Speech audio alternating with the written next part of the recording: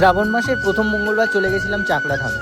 অনেক দিন ধরে যেতে ইচ্ছা করছিল, কিন্তু সময়ের জন্য, পরিস্থিতির জন্য যাওয়া। আমরা অভির গাড়িতেই চলে গেছিলাম। ডালা কেনার আগে সবসময় বুঝে শুনে দাম দর করে কিন্তু ডালা কিনবে। আমরা প্রথমে চলে গেছিলাম মিষ্টি নিতে। মিষ্টি নেওয়ার পর ডালা নিয়ে আমরা মন্দিরের দিকে চলে গেলাম। মঙ্গলবার থাকা সত্ত্বেও সেদিনকার ভিড় বলতে ছিলই না। আমরা খুব ভালোভাবে পুজো দিয়েছি, বৃষ্টিও হয়নি, রোদও কম ছিল। এখানে সত্যি আলাদাই শান্তি। একবার হলেও তোমরা যেও, যারা গেছো তো জানো, আর যারা যাওনি অবশ্যই যেও। বাবার মেন মূর্তি ভিতরে, আর বাইরে একটা মূর্তি ছিল, ওখানে পুজো দিলাম। বাইরে বেরিয়ে বাবার নামে ধূপকাঠি মোমবাতি জ্বালিয়ে দিলাম। এত বড় মন্দির দেখছি, এখানে কিন্তু বাবার মূর্তি নেই, ওখানে পুজো হয় না। সাইডে একটা মন্দির আছে, ওখানেই পুজো হয়। ভিড় সত্যি সেদিনকার খুব কম ছিল।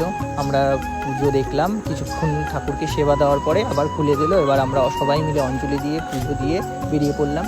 একটা ঠাম্মা তিলক পরিয়ে দিল, সেই তিলকটা নিয়ে এবার গাছের দিকে গেলাম। এই বট বৃক্ষে ঢিল বেঁধে মনস্কামনা জানালে সেটা পূর্ণ হয়। আমার আগেও পূর্ণ হয়েছে, আমি আর একবার বেঁধে আসলাম। তারপর সেই বড় মন্দিরে গেলাম, ওখানে বাবার দুটো মূর্তি ছিল।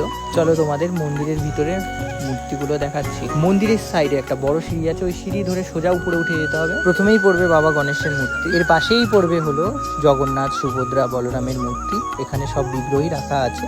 তার পাশে পড়বে মহাদেব, পাশেই বাবা মহাদেব আর মাতা পার্বতীর মূর্তি পড়বে। ব্যাস, মূর্তি দেখে আমরা নিচে চলে আসলাম। এবার বাইকে করে চলে গেলাম সোজা বাড়ি।